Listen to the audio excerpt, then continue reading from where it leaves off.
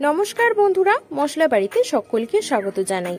বাসন্তী পোলাও শখ করে বানাতে কি কখনো খিচুড়ি বানিয়ে ফেলেছেন, তাই ভয়ে আর কখনোই বানাবেন না বলে স্থির করেছেন?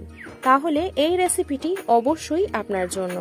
খুব সহজে সামান্য কিছু টিপস মাথায় রেখে যদি এইভাবে বানাতে পারেন, একদম পারফেক্ট ঝুরঝুরে এবং সুস্বাদু বাসন্তী পোলাও তৈরি হবে। অনেকেই এটি ভীষণই ভালো বানাতে পারেন, তবে যারা প্রথমবার বানাবেন বলে ভাবছেন অথবা যারা একবার বানানোর পর একদম খিচুড়ি বেনে গিয়েছিল তারা কখনোই আর বানাবেন না বলে ভাবছেন, তারা অবশ্যই এই টিপসগুলো মাথায় রেখে একবার অন্তত বানিয়ে ফেলুন। বানাবার জন্য সবার প্রথম আমি এখানে নিয়েছি 4 কাপ পরিমাণে গোবিন্দভোগ চাল।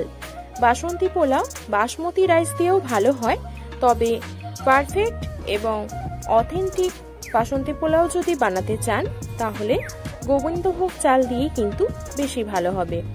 এখানে চালটা অবশ্যই বাটি, কাপ বা গ্লাস কোনো কিছু দিয়ে মেপে ব্যবহার করবেন।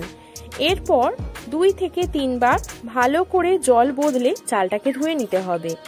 ঝরঝরে পোলাও বানাবার এটা একটা অত্যন্ত গুরুত্বপূর্ণ টিপস।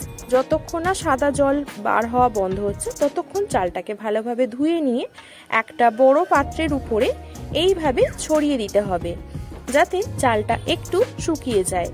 চাল কখনোই ভিজিয়ে রেখে রান্না করতে যাবেন না। জাস্ট ভালোভাবে ধুয়ে নিয়ে একটু শুকিয়ে নেওয়ার পর চালের মধ্যে দিয়ে দিচ্ছি 1 চা চামচ পরিমাণে আদা বাটা, 3 চা চামচ পরিমাণে ঘি, আর বাসন্তী পোলাও যেহেতু হলুদ রং দিতেই হবে তাই এখানে রংটা আসবে হলুদ দিয়ে। এখানে আমি 2 চা চামচ পরিমাণে হলুদ দিয়ে দিচ্ছি। এবারে এই সমস্ত উপকরণ ভালোভাবে মাখিয়ে নিয়ে চালটাকে 5 থেকে 7 মিনিটের জন্য এমনি ছেড়ে দিতে হবে। এতেই রংটা ভীষণই ভালো আসবে। দেখুন, সবটা ভালো করে এইভাবে মাখিয়ে নিতে হবে। এই সময় ঘি মাখাবার কারণে পোলাও ভীষণ ঝুরঝুরে হবে। এরপর কড়াইতে 2 টেবিল চামচ পরিমাণে ঘি নিয়ে নিয়েছি। দিয়ে দিলাম পরিমাণ মতো কাজু কিশমিশ। এটা অবশ্যই নিজেদের পছন্দ মতো বাড়িয়ে বা কমিয়ে নেবেন। এখানে আমি 1 মুঠো কাজু আর 1 মুঠো কিশমিশ নিয়েছি। এটাকে একটু ভালোভাবে ভেজে নিয়ে তুলে নিতে হবে। বেশি ভাজবেন না, একটু লালচে কালার হয়ে গেলেই এটাকে তুলে অন্য একটা পাত্রে রেখে দিলাম। এবারে ফোড়নে যাচ্ছে একটা তেজপাতা, 5-6টা লবঙ্গ আর 4টে ছোট এলাচ। একটু এলাচটা ফাটিয়ে ব্যবহার করবেন। এরপর মাখিয়ে রাখা চালটা এর মধ্যে দিয়ে দিলাম। এবারে 3 থেকে 4 মিনিট হাই ফ্লেমে চালটাকে ঘিয়ের মধ্যে ভালো করে ভেজে নিতে হবে। চাল এভাবে ভেজে নিলে একদম ঝুরঝুরে তো হবেই, এর সাথে আদার কাঁচা গন্ধটাও চলে যাবে আর হলুদের রংটাও ভীষণ ভালো চলে আসবে, অর্থাৎ বাসন্তী পোলাওয়ের কালারটা ভীষণ ভালো হবে। দেখুন, 3 থেকে 4 মিনিট সময় ধরে চালটাকে ভেজে নিলাম। একটা খুব সুন্দর সুগন্ধ বেরিয়ে এলে এর মধ্যে জলটা দিতে হবে। আমি যে কাপ মেপে চালটা নিয়েছিলাম, অর্থাৎ 4 কাপ চাল নিয়েছিলাম, ওই কাপের 8 কাপ জল এখানে ব্যবহার করব। আপনারা যে বাটি, গ্লাস বা কাপ ব্যবহার করে চালটা নেবেন সেই চালের ডবল জল দিতে হবে। অর্থাৎ 2 কাপ চাল নিলে 4 কাপ জল, 1 কাপ চাল নিলে 2 কাপ জল দেবেন। আর অনেক বেশি পরিমাণে যদি বাসন্তী পোলাও বানাতে চান, অর্থাৎ 2 কেজি 3 কেজি এমন, তবে সেক্ষেত্রে জলের পরিমাণটা একটু কম লাগবে। খুব ভালো করে জল দিয়ে একটু মিশিয়ে নেওয়ার পর দিয়ে দিচ্ছি স্বাদ মতো লবণ আর চিনি। এখানে আমি 1.5 চা চামচ পরিমাণে লবণ আর 3 চা চামচ পরিমাণে চিনিটা ব্যবহার করছি।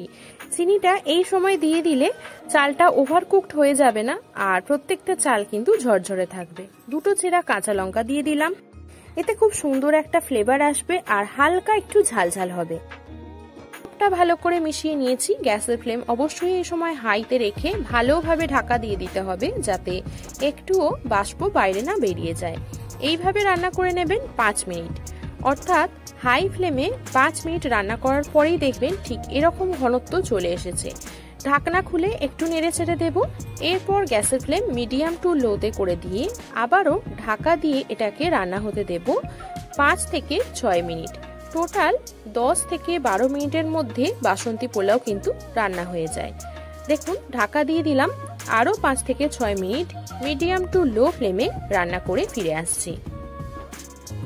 দেখুন 5 থেকে 6 মিনিটের পর ঠিক জলটা এইভাবে অ্যাবজর্ব করে নেবে আর একটু জল জল ভাব থাকবে। রান্নাটা একটু হতে বাকি আছে। এই সময় ভেজে রাখা কাজু কিশমিশটা এর মধ্যে অ্যাড করে মিশিয়ে দেব আর 1 চা চামচ পরিমাণে শাহি গরম মশলার গুঁড়োটা দিয়ে দেব। এতে ভীষণ সুন্দর একটা সুগন্ধ হয়। সবটা ভালোভাবে মিশিয়ে নিয়ে গ্যাসের ফ্লেম অফ করে দিয়ে 5 থেকে 7 মিনিট এটাকে ঢাকা দিয়ে স্ট্যান্ডিং টাইমে রেখে দেব। ফলে এর মধ্যে যে তাপটা থাকছে তাতে এর কুকিং প্রসেসটা চলতে থাকে আর এই তাপেই কিন্তু বাকি রান্নাটা হয়ে যাবে। অর্থাৎ এই জলটাও একেবারে টেনে নেবে আর একদম ঝুরঝুরে হয়ে যাবে। এটাকে ঢাকা দিয়ে আমি 5 মিনিটের জন্য ছেড়ে দেব।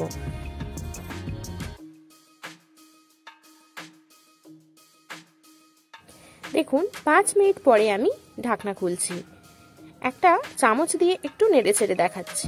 দেখুন প্রত্যেকটা চাল কিন্তু একে অপরের থেকে একদমই আলাদা আর দেখেই বোঝা যাচ্ছে কতটা ঝুরঝুরে এই পোলাওটা তৈরি হয়েছে। চিকেন মাটন তো ছেড়েই দিলাম, নিরামিষ আলুর দম দিয়ে বা নিরামিষ ফুলকপির রোস্ট দিয়ে এটা জাস্ট জমে যাবে। ভালো লাগলে লাইক করবেন, শেয়ার করবেন আর আমার মতো করে বাড়িতে ট্রাই করে অবশ্যই কমেন্টের মাধ্যমে জানাবেন। সুস্থ থাকবেন, ভালো থাকবেন, অসংখ্য ধন্যবাদ।